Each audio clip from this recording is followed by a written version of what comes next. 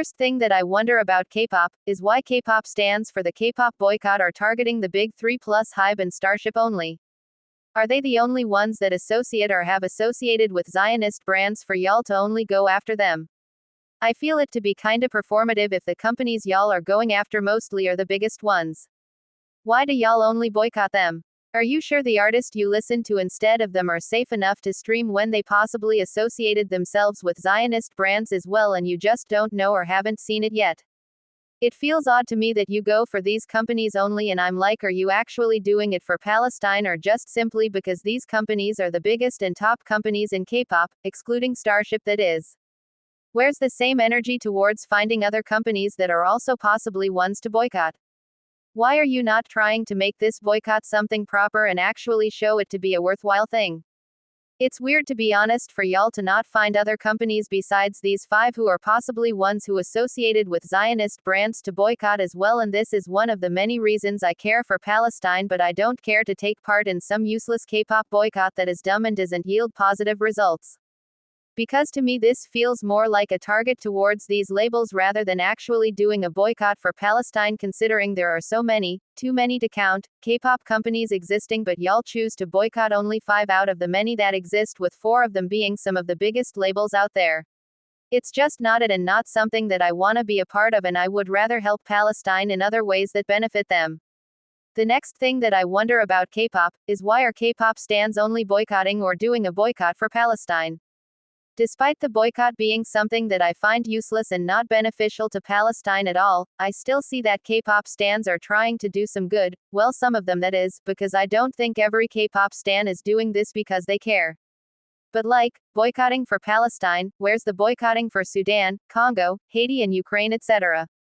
Where's the K-pop stans trying to help other people in other world issues around the world that are also bad?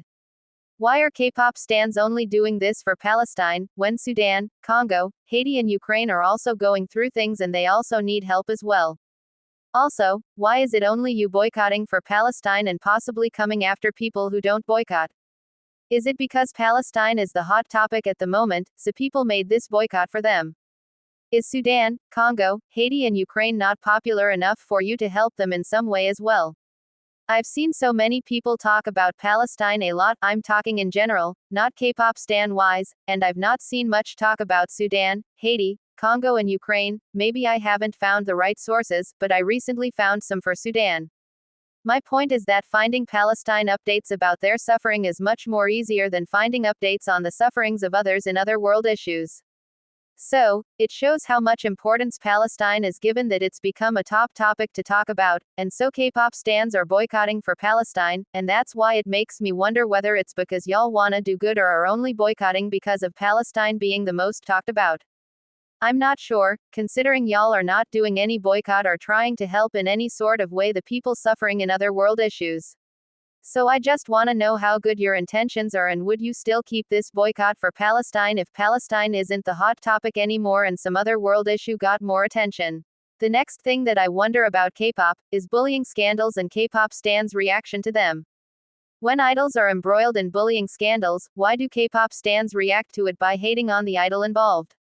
I've seen K-pop stans take the victim's side like the idol cannot be innocent in the situation. They have no ounce of faith in the idol's innocence to remain neutral but would rather have the believe the victim mentality. How do we know the victim is actually the victim and not the idol, just by one exposing that they did of the idol with no further information released yet? How can you blindly believe the victim who is an alleged victim just by their exposing of the idol? Victims are alleged unless more information is released that can actually prove they were bullied. Also, I wonder why K-pop stans continue to do this hating of the idol and believing the victim, because I don't think they learn anything from previous fake cases like Jimin, AOA, Garam, LE SSERAFIM, and Woojin, Stray Kids. Like, why do they do this? Why are they on the side of the victim firstly instead of being neutral just because a victim is a victim? It makes no sense at all. Is it that hard to stay neutral and wait for more information to release before making an informed decision on who to support and who not to support, or whether to continue staying neutral because the information is still unclear as to who is innocent? Why don't y'all ever want to think an idol is innocent and blindly support them? Why is it always blind support for the victim? Why is it that y'all love the idol so much, but as soon as they're embroiled in a scandal like bullying whereas could be a fake one, y'all lose all that love y'all had for the idol and go support the victim? It doesn't show that y'all actually like the idol if y'all are ready to drop them just because someone exposed the idol for bullying when that idol who was exposed could be innocent, but y'all would rather believe the victim and not believe the idol. I know that the idol could be a bully and that could definitely happen, but I've not seen that yet. Maybe it happened in the past IDK. The next thing that I wonder about K-pop is why don't K-pop stans have their own thoughts, opinions and thinking?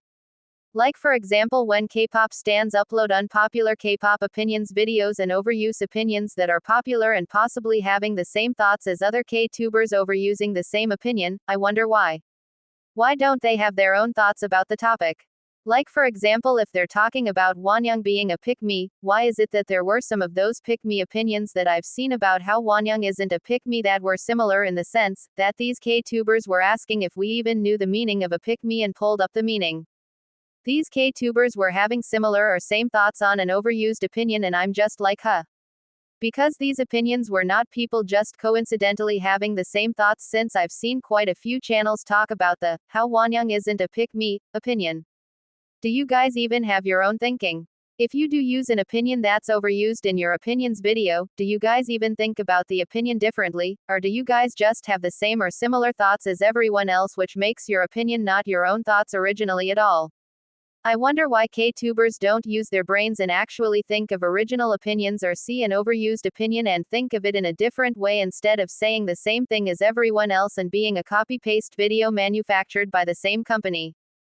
Like if you're sharing opinions and branding them as your opinions, aren't you supposed to actually make them your opinions by using your thinking and making it original because you thought of these opinions and you used your own thinking because you have opinions on K-pop that you want to share?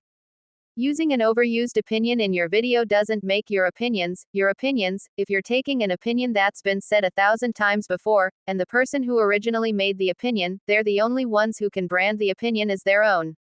So I wonder why K-pop stans make videos like these when they don't have their own thoughts and opinions to share and a lot of the times share thoughts and opinions that spread from K-tuber to K-tuber like wildfire.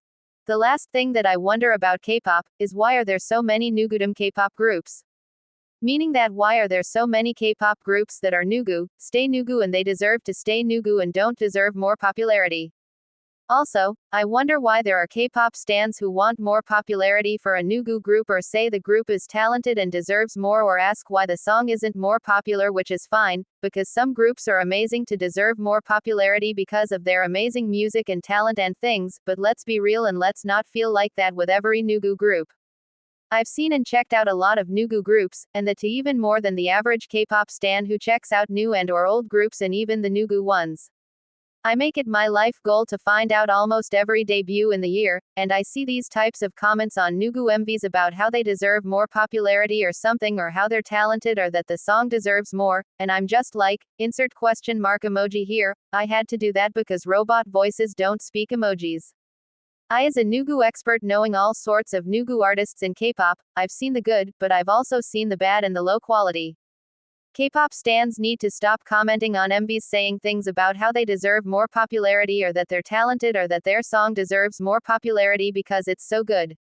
When if you realistically look at the group, they're not really that great as a group and are possibly forgettable and nothing interesting, they're not talented, maybe one or two members out of the whole lineup, but not really the whole group, and their song is not great at all and is forgettable or mid or badly produced and not everyone will think the song is great like you do. This is not for every Nugu group though.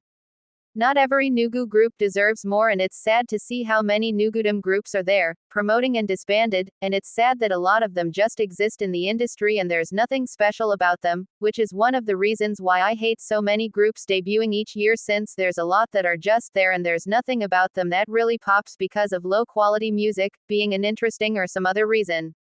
Also, I did not say this to shade any Nugus considering I'm a Nugu lover, but I just wanted to be real and not be a delusional K-pop stan thinking, X group deserves more, or something like that when they don't.